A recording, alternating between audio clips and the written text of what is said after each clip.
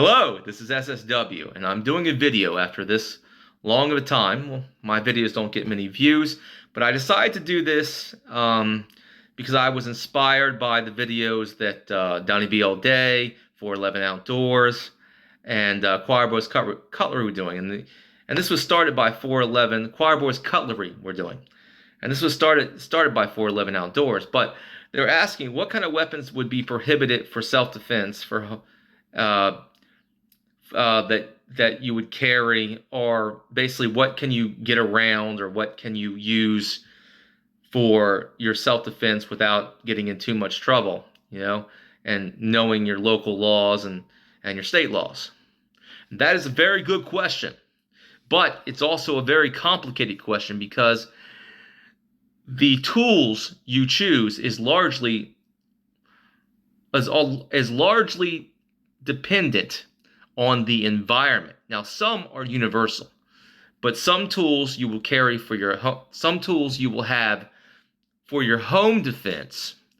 Other tools you will have for your EDC, your everyday carry, for self-defense out in the world. Now, we're going to start with home defense. Home defense is the first defense, and we're going to get into that. Now, what do you do when an intruder breaks in your house and let's say they're downstairs? Well, I would say you want a medium range weapon that's going to give you a certain amount of distance between you and your attacker.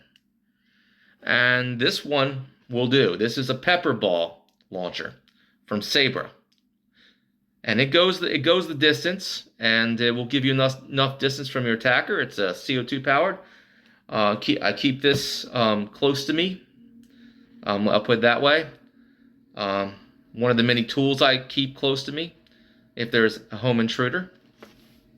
And these shoot pepper balls, and trust me, I breathed in some pepper ball dust. Woo! You were coughing your butt off, I can tell you that. Another one is, and I keep in the other hand, is my Sabre pepper gel canister. Now, I used to carry this around with me as not just for home defense, but for everyday carry. But when I was sitting in backseat of a car, it accidentally activated on me. So I will not be carrying this for basically everyday carry. And I would not suggest you, because it is made for home defense and it goes up to 20 feet. If you shoot someone in the face with this, they're going to be a hot, sticky, screaming mess. And that goes for anyone who breaks in your house and was an attacker or an aggressor. Now, what do you do when you have to get up close range? And, your home, you don't have a lot of, range in a home. If someone gets close to you, you need close range weapons. I mean, I think Choirboys Cover said it best. Guns are not the end all to be all. Just because someone has a gun, it doesn't necessarily mean they're going to win. And knowing how to use your weapon effectively is important.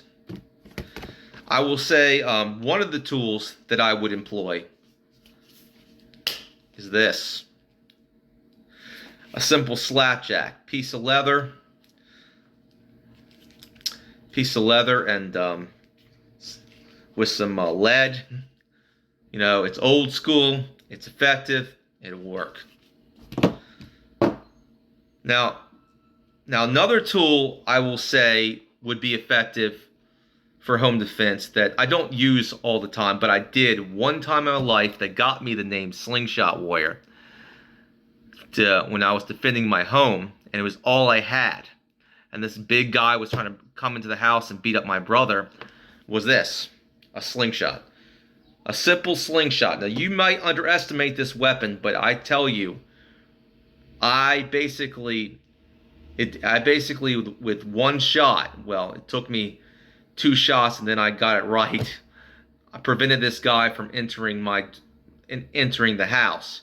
I basically shot him in the Adam's apple with a slingshot and a marble. And that was very effective. If you want to look up a story about a kid who saved his sister from getting kidnapped with a slingshot, look that up. Do not underestimate these. And like I said, not every tool can be deployed in every situation. So some things can be deployed in other situations.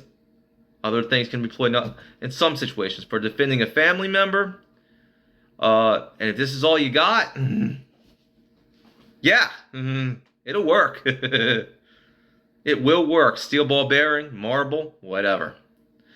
Make sure to use smooth, round ammunition. I would suggest that.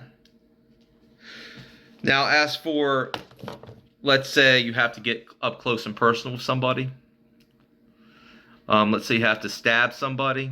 Like if they are aggressive towards you, if they broke into your house, and it's self-defense situation, and it's self-defense only, by the way. I would suggest a very large knife, about 12 inches, because it's got just enough length to help you.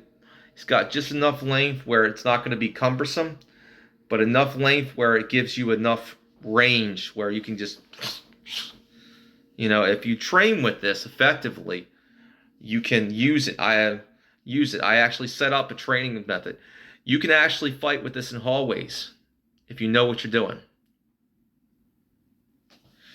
Well, that's the tools of home defense. Now it's time to check out my EDC. Hello, this is SSW, and this is the second part of this video, and we're talking about EDC items, things that I carry for self-defense that are legal in my state, that I can carry legally and not get in trouble with the law. And a simple golf club cane that I made myself is great.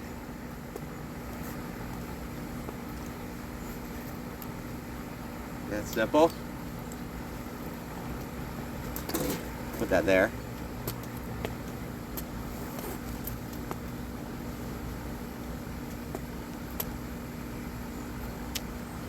A less than lethal launcher, an HTP 50.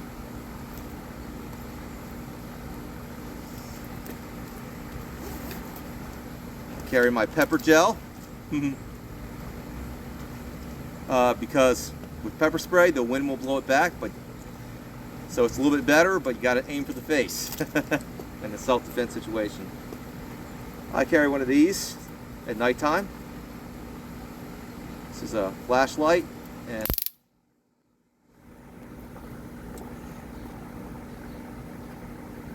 and of course I carry my bone breaker keychain tool.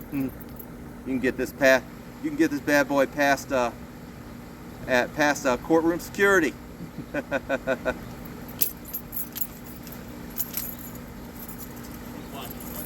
Yeah. And of course I carry my SOG traction, legal in Maryland.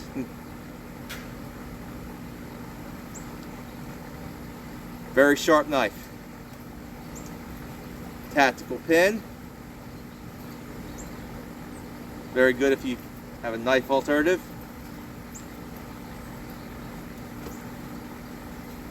And that's about it. This is what you carry on the streets, what you can carry around here. I would tell you, study your laws and study how much trouble you're going to get into. But self-defense is a God-given right.